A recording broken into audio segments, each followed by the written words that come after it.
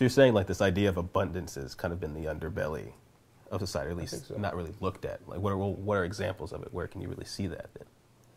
You know, what became clear to me as I started really examining this and looking at people who I had met who were married 20 years or 30 years or longer, who I looked at them and their sort of passion for each other and their really sexual attraction to each other was still at like a peak level. I started looking back, you know, through my DJ career and whatnot, people I had met in clubs who were maybe older or met out at nightlife, and I was like, wow, the only people who I've met that I could say were like that on a consistent basis are swingers. Really? Old swingers.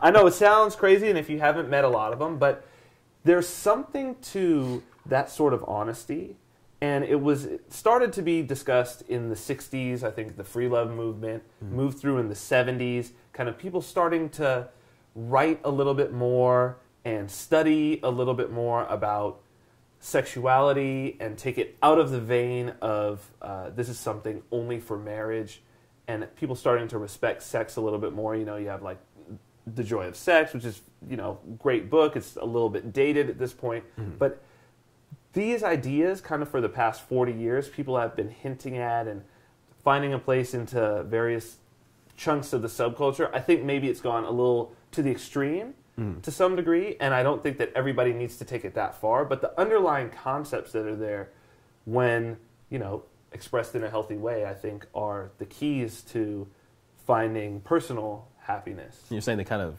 you know, examined it in a different way. It's like kind of taking it out of partially just the idea of scarcity, but also sort of, I guess you could call it, pretty much religion. It's kind of a main space where we've all understood where sex and relationships are supposed to come from.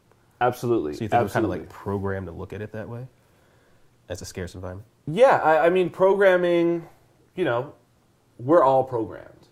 We have a culture that's kind of like our operating system. That's our program. So this is just kind of an upgrade. This is a plug-in, you could say. It's not outside of our culture. Like I said, it's something that's existed within our culture. It's something that our culture has grown to accept, at least in a small way, so it's not completely rejecting it. And I think that grabbing from those areas where you're seeing people who have taken a different tact over a course of years, many years, and it's worked for their relationship, that, you know, asking them, they genuinely come back at you and say, you know, our relationship is strong, we love each other to death.